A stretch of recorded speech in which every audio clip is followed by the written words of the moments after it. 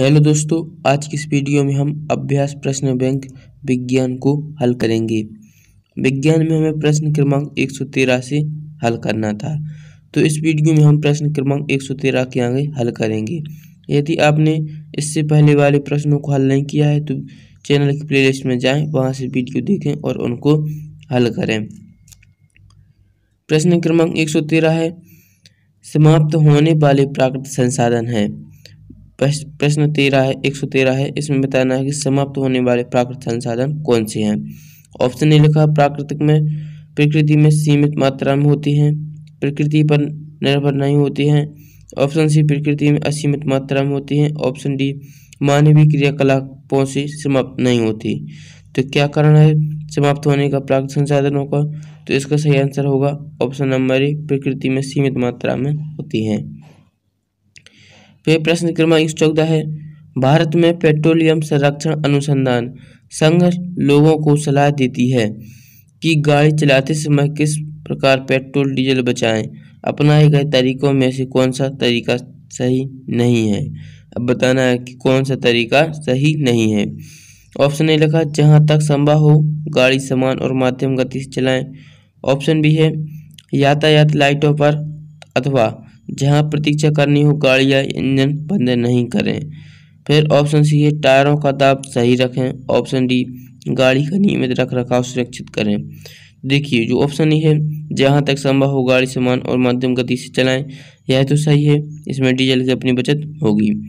फिर दूसरा क्या लिखा, यातायात लाइटों पर अथवा जहां प्रतीक्षा करनी हो गाड़ी का इंजन बंद नहीं करें।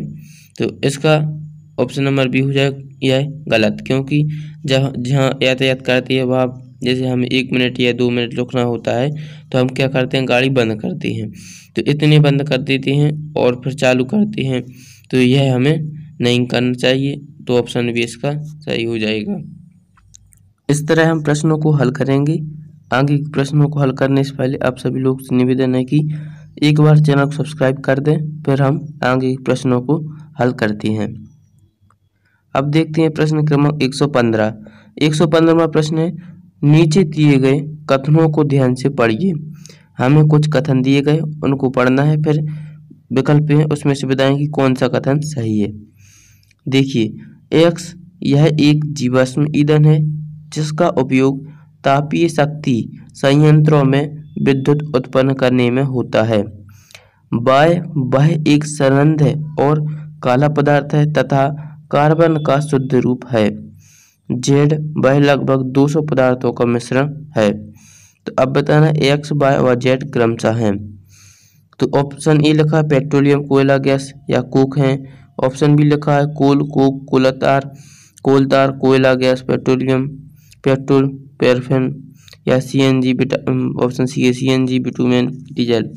तो कौन सा सही आंसर होगा इसका? देखिए, एक्स क्या लिखा है, एक्स एक जीवाश्म ईंधन है जिसका उपयोग तापीय शक्ति संयंत्रों में विद्युत उत्पन्न करने में होता है। तो यानी एक्स क्या है, कोल है। और कोल कैसा होता है, यह काला होता है और यह कार्बन का शुद्ध रूप होता है।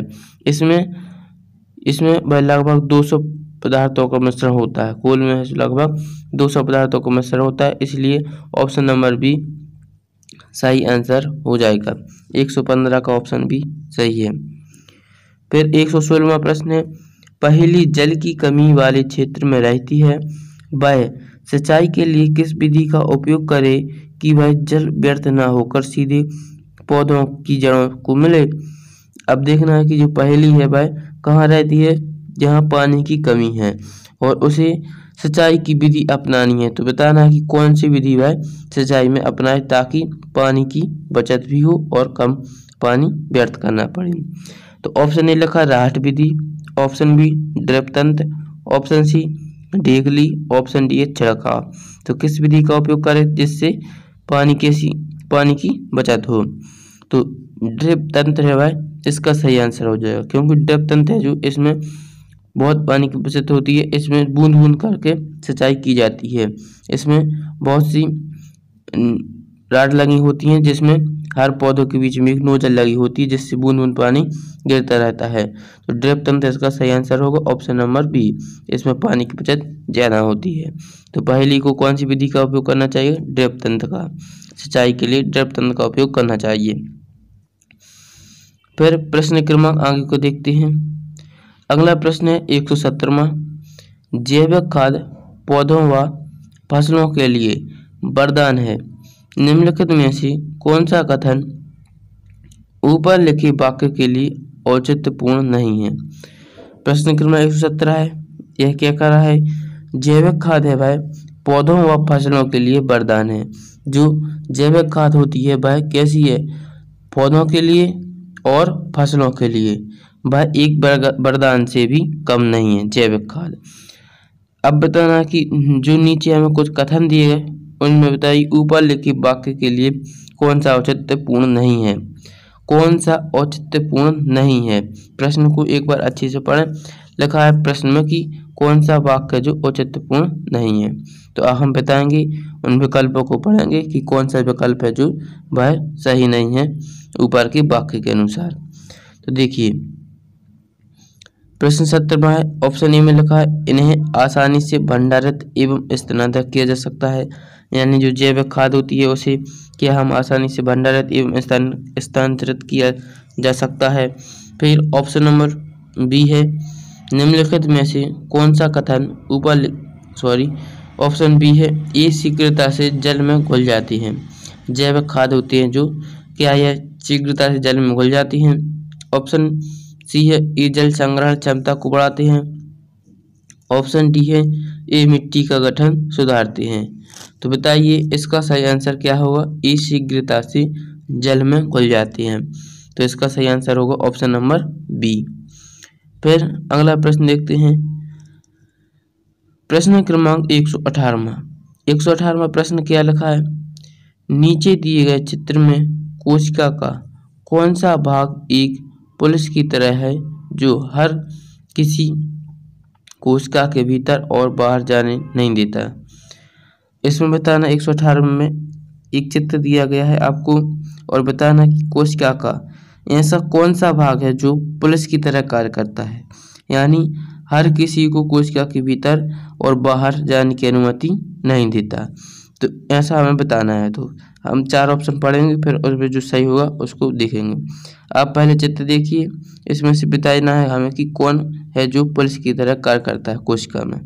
तो ऑप्शन ए लिखा कोशिका झिल्ली, ऑप्शन बी है रिक्तिका, ऑप्शन सी केंद्रक, ऑप्शन डी है कोशिका द्रव।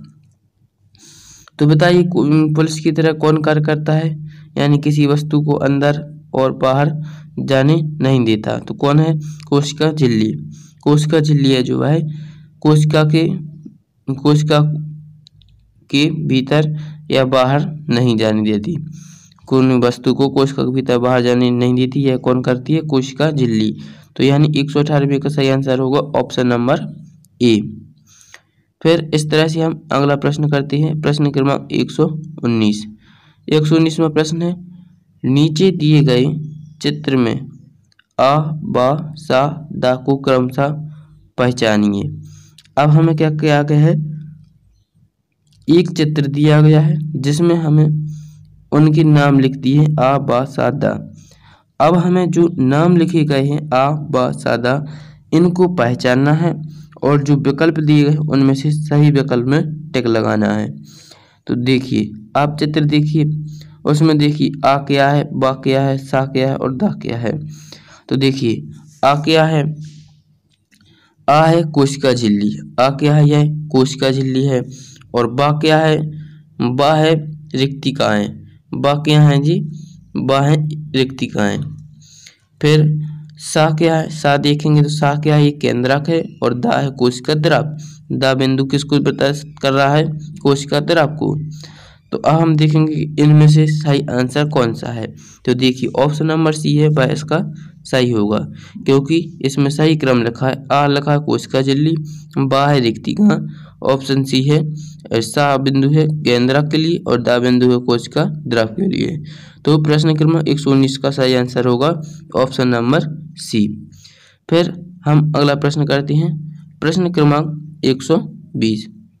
तो प्रश्न क्रमांक 120 क्या है, इसमें लिखा पहेली को उसकी शिक्षिका ने सूक्ष्मदर्शी द्वारा किसी स्लाइड को दिखाकर उसके सूक्ष्म लक्षणों का अध्ययन कराया। दी गई स्लाइड में उसने निम्न चित्र को देखा। अब क्या होगा, पहेली ने अपनी शिक्षिका हैं जो उनसे सूक्ष्मदर्शी द्वारा किसी स्लाइड को दिखाकर उसके सूक्ष्म लवणों का अध्ययन कराया। तो दी गई स्लाइड में उसने निम्न चित्र को देखा, जो चित्र बनाया गया है इसको उसने देखा। अब हम बताया कि स्लाइड में दिया गया चित्र, तो इस चित्र को आप देखिए और बताइए कि यह चित्र किसका है। आप जिसका चित्र होगा यह उसका हम सही आंसर लगाएंगे। तो ऑप्शन ए लिखा रिक्त कोशिका का है क्या, ऑप्शन बी यह चित्र क्या तंत्रिका कोशिका का है, ऑप्शन सी पादप कोशिका का है, ऑप्शन डी जंतु कोशिका का है। तो यह चित्र किसका है, यह चित्र है पादप कोशिका का। तो यानी ऑप्शन नंबर सी सही आंसर होगा। यह चित्र किसका है, पादप कोशिका का। तो प्रश्न 120 का सही आंसर ऑप्शन नंबर सी। फिर हम प्रश्न क्रमांक 121 में देखते हैं। अब देखिए 121 में प्रश्न क्या कर रहा है, नीचे दिए गए चित्र में कोशिका के विभिन्न कार्यों का नियंत्रण कौन करता है। अब हमें क्या करना है, एक चित्र दिया गया है उसमें से हम क्या करें, कोशिका के विभिन्न कार्यों का नियंत्रण कौन करता है यह हमें बताना है।